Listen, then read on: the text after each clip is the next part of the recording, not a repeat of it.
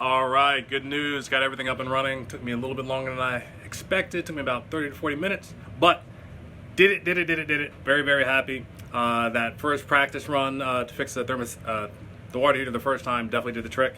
It was definitely easier going the second time around. Now, the part that I ordered through Amazon, unfortunately, did not fit.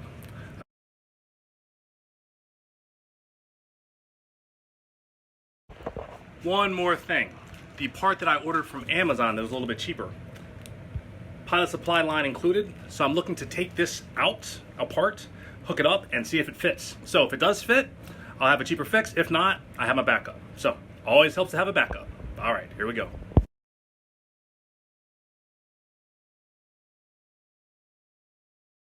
I was hoping one side fit, but the other side did not.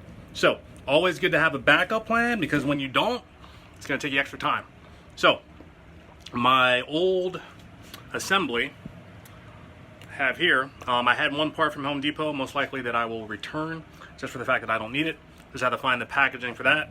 But thermostat's up and running again. Also made sure that the pilot gas line was nowhere close to the burner. That was my big thing. So since I was able to do that, everything's up and running. So very, very happy about that.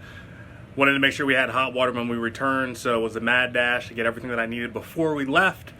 But upon returning, I was able to get it up pretty quickly, so I'm very, very happy about that. So project done, complete, at least for now.